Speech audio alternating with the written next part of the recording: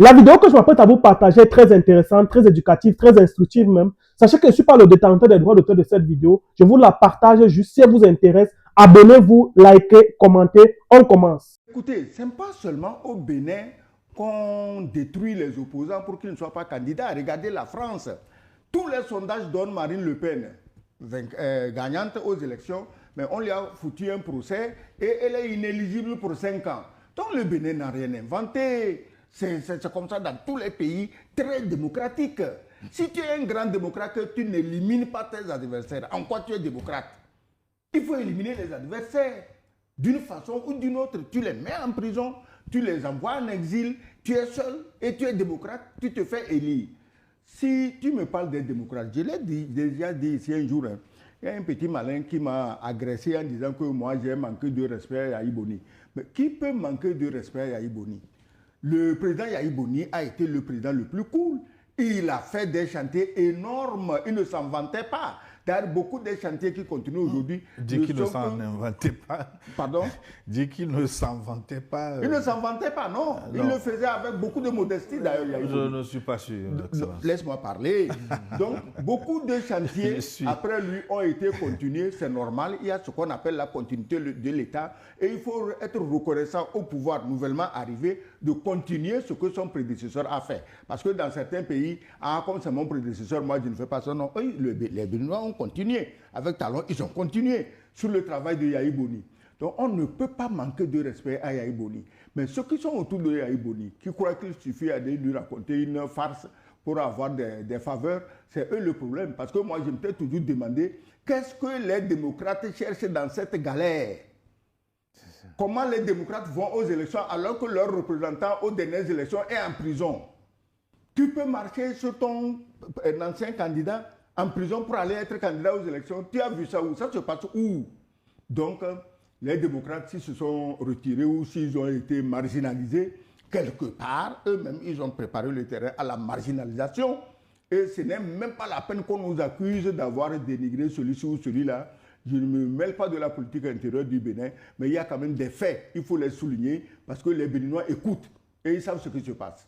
Alors, mais sur cette question, avant que vous nous posiez la question, sur cette question du terrorisme au Bénin, c'est-à-dire, quand je vois par exemple que le Bénin, le Burkina Faso s'associent à la France pour trouver des solutions au terrorisme, mais ça me fait rire.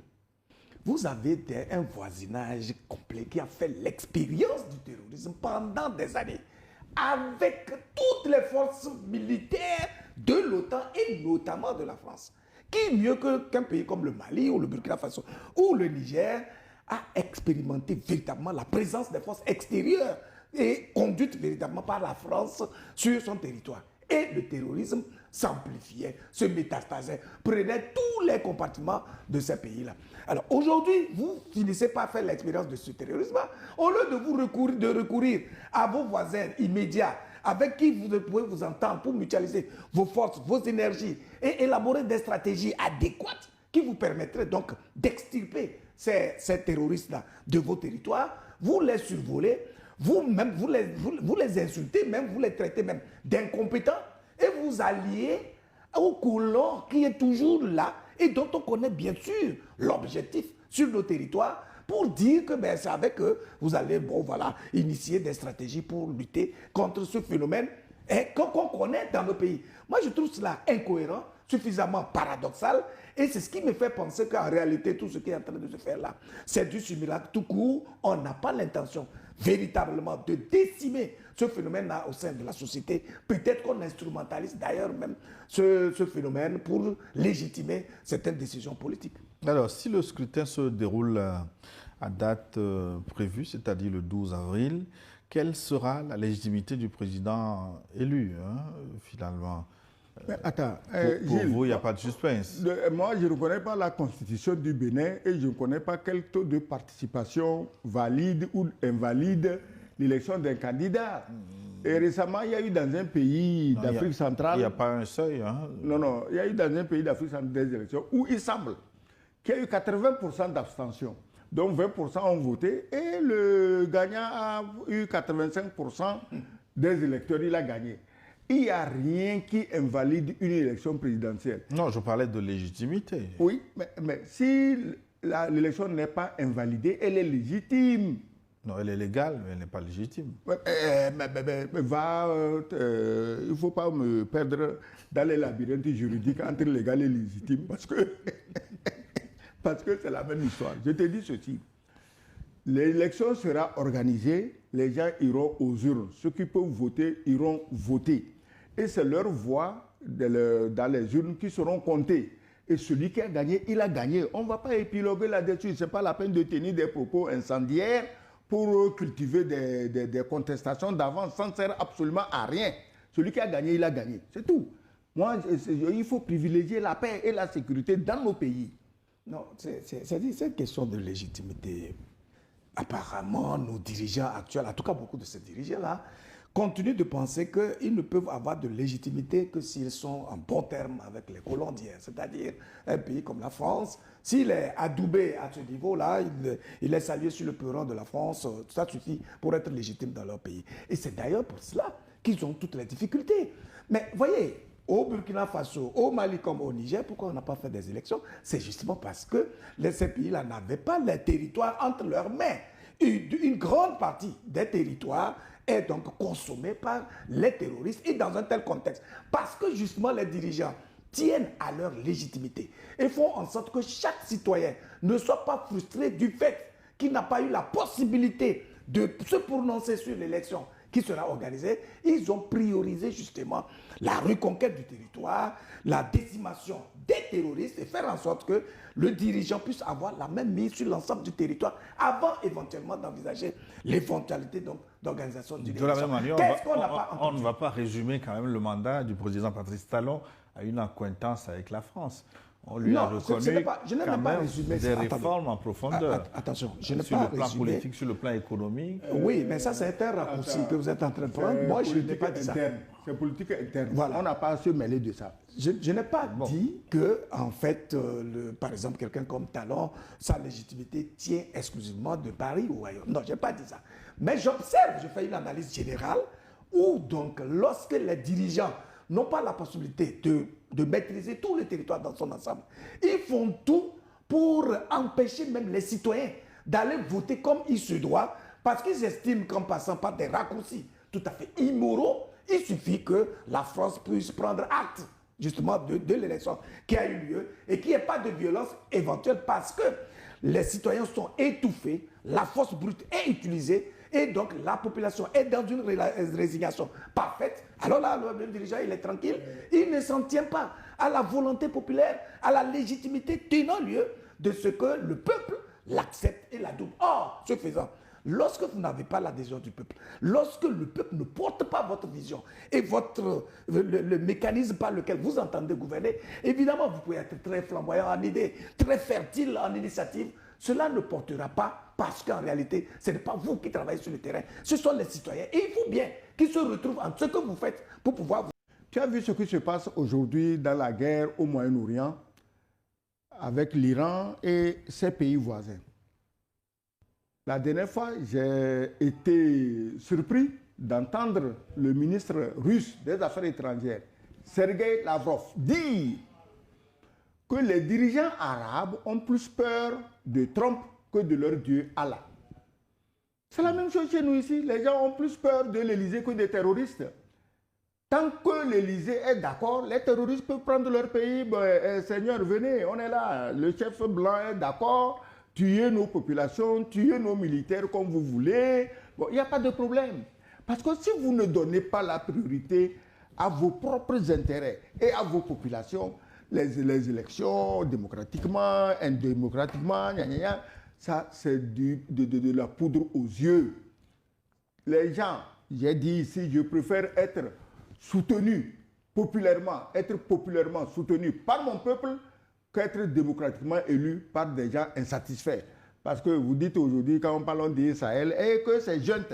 Mais une junte qui a accepté à plus de 80% de sa population face à des régimes démocratiquement élus qui ont à peine 4% de leur population derrière eux aujourd'hui. Qu'est-ce que vous préférez? Qu'est-ce que vous préférez? Aujourd'hui, les 3 pays du Sahel, s'ils veulent, organiser des élections de singes, comme le préconise le chef blanc, mais ils feront tous chacun 80%, au moins, et sans tricher. Ils feront au moins 80% sans tricher. Donc c'est parce qu'ils n'ont pas le temps à perdre. Le travail de développement est si prenant qu'ils préfèrent s'atteler à ce travail que d'aller encore foutre la pagaille partout qu'on organise des élections pour diviser davantage les populations qui sont concentrées aujourd'hui sur les programmes de développement. Voilà. Sur l'élection elle-même, ça va permettre de clôturer cette première partie. Il y a deux principaux candidats, Romuald Wadani, ministre de l'économie du gouvernement Talon, le dauphin du président sortant. Il représente le parti au pouvoir avec Chabi Talata. De l'autre côté, il est moins connu, Paul Ompé du parti FCBE, Force Koripouna Bénin émergent, avec Judy Kael Ouanou. Pour vous, est-ce que le jeu est déjà fait? Moi, je n'ai pas... ça dit que je prends rarement des positions péremptoires pour présumer de ce qui va arriver. Mais je m'en tiens à la manière dont on est arrivé justement à ces candidatures-là. Et ça me donne le sentiment que on utilise les leviers de l'État pour empêcher les candidats solides de s'activer. Mais si c'est le cas, ça veut dire qu'il y a un but qui est visé autour. Vous voyez? Quelqu'un comme Romuald Wadani, moi j'ai beaucoup d'admiration pour ce monsieur. Je pense que c'est un technocrate chevronné, il a rendu dynamique l'économie béninoise, etc. Il devrait pouvoir être totalement à l'aise pour affronter des éléphants solides dans la forêt. Parce qu'il a une expérience, parce qu'il a un parcours, parce que justement, il a quand même l'aura qui lui permettrait d'avoir foi qu'il peut avoir l'adhésion populaire du peuple béninois.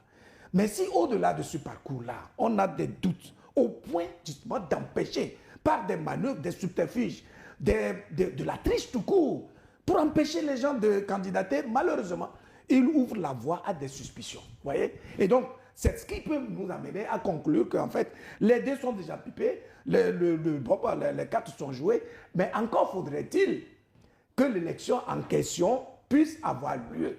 Parce que ce n'est pas parce qu'il a été, si vous voulez, coopté par le président actuel que ce dernier est vraiment dans les meilleures dispositions pour lâcher le pouvoir et donc faire en sorte que son dauphin puisse avoir ce pouvoir. Tous les problèmes qui viennent là en train d'être exogènes au calendrier électoral, qui malheureusement ont un impact évident sur l'organisation de cette élection, peuvent justifier, comme on l'a dit, non pas un glissement, mais un report en bonne et due forme et sans limite.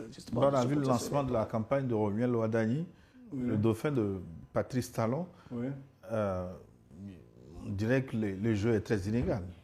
Non, mais qu'est-ce que tu... Gilles, on est en politique. Ici, ce n'est pas l'église. Même à l'église, tout est inégal. On est en politique. Quel jeu tu veux être égal? Quoi doit être égal à quoi? Mais le futur président Wadani, en réalité, il a déjà gagné. Il va faire la formalité. Parce qu'actuellement, j'ai appris qu'il y a des concurrences entre les localités de voir qui sera qui rassemblera le plus d'électeurs. Et derrière qui? Derrière Wadani. Donc moi, si j'étais à la place de Wadani, mais je serais content. Ce n'est pas parce que ce n'est pas moi que je vais dire non, il n'y a pas équité, il n'y a pas ceci. Non, tout dépend. Les choses ont été préparées. Celui qui a préparé, ce n'est pas Wadani. Mais Wadani est le bénéficiaire de ce qui a été préparé. Alors moi, avant même qu'il ne soit élu, moi je lui souhaite bonne arrivée, excellence, monsieur le président. Voilà. Pas de suspense pour vous. Hein. Non, toi aussi. En tout cas, s'il y a élection, ce serait un miracle de dire que l'autre candidat aurait pris quoi que ce soit. Non, c'est pas possible parce que c'est verrouillé exprès. Et donc ça veut dire que les élections, le résultat sera même décrété au besoin. Oui, voilà. Mais finalement, est-ce que ce n'est pas un des objectifs poursuivis par le président Talon? Ça, on va faire très court parce qu'il reste 30 secondes. Parce que à son arrivée au pouvoir, il a constaté qu'il y avait trop de partis politiques. Une élection présidentielle au Bénin, parfois, on a compté jusqu'à 30 candidats. Et ça, tu es qui? Attends, on ne va pas faire des procès d'intention à Talon.